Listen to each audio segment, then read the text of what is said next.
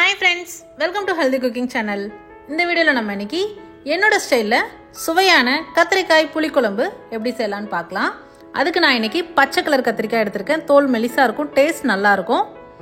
இப்போ எந்த பாத்திரத்துல செய்ய போறோமோ அந்த பாத்திரத்துல 1 டேபிள்ஸ்பூன் அளவுக்கு எண்ணெய் விட்டுக்கோங்க. நான் இன்னைக்கு நல்லெண்ணெய் சேர்த்திருக்கேன். எண்ணெய் சூடானதுக்கு அப்புறமா கடுகு, அடுத்ததா 2 காஞ்ச மிளகாய், கூடவே 2 கைப்பிடி அளவு சின்ன வெங்காயம், 1 முழு பூண்டை தட்டி சேர்த்துக்கோங்க, 2 கொத்து கருவேப்பிலை.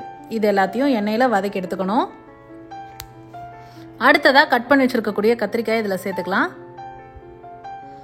1/4 டீஸ்பூன் மஞ்சள் தூள், 1/2 டேபிள் ஸ்பூன் கல்லுப்பு இது சேர்த்துட்டு நல்லா கலந்து விட்டுக்கோங்க. நான் அப்படியே குலுக்கி விடுறேன்.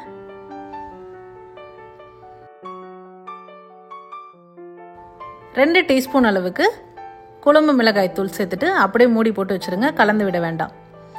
கொஞ்சம் வெந்து வந்ததுக்கு அப்புறமா கத்திரிக்காய் கொஞ்சம் சாஃப்டானதுக்கு அப்புறமா கலந்து விட்டுக்கோங்க. கலந்து விட்டுட்டு காய் பாதி முழுகிற அளவுக்கு மட்டும் தண்ணி சேர்த்துக்கலாம். சேர்த்துட்டு நல்லா கலந்து விட்டுட்டு மூடி போட்டு வச்சிருங்க. இப்போ பாருங்க, கத்திரிக்காய் நல்லா சாஃப்டா குக் ஆகி வந்திருக்கு. ஆல்மோஸ்ட் ஒரு 80% காய் வந்து நல்லா குக் ஆகிருக்கணும். இந்த ஸ்டேஜில் நம்ம புளி சேர்த்துக்கலாம். பெரிய நெல்லிக்காய் சைஸ் அளவுக்கு புளி ஊற வச்சு அதோட தண்ணியை வடிகட்டி இதில் சேர்த்துருக்கேன். புளி சேர்த்துட்டு புளியோட பச்சை வாசனை போகிற அளவுக்கு நல்லா கொதிக்க விட்டு எடுத்துக்கணும். ஒரு 5லேருந்து 10 நிமிஷம் மிதமான தீயில கொதிச்சு வந்ததுன்னா போதும். கூடவே அந்த கத்திரிக்காய் நல்லா குக்காய் வந்துடும். லாஸ்ட்டாக இறக்க போகிற சமயத்தில் 2 டேபிள் ஸ்பூன் அளவுக்கு துருவின தேங்காய் தூவி விட்டுட்டு இறக்கிடலாம். உங்களுக்கு தேங்காய் வேண்டாம் அப்படின்னா ஸ்கிப் பண்ணிவிடுங்க.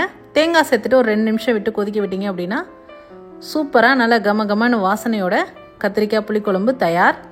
சூடான சாதத்து கூட வச்சு பரிமாறணும் அப்படின்னா அட்டகாசமாக இருக்கும். ட்ரை பண்ணி பார்த்துட்டு உங்களுக்கு கமெண்ட் மறக்காமல் சொல்லுங்கள் ஃப்ரெண்ட்ஸ்.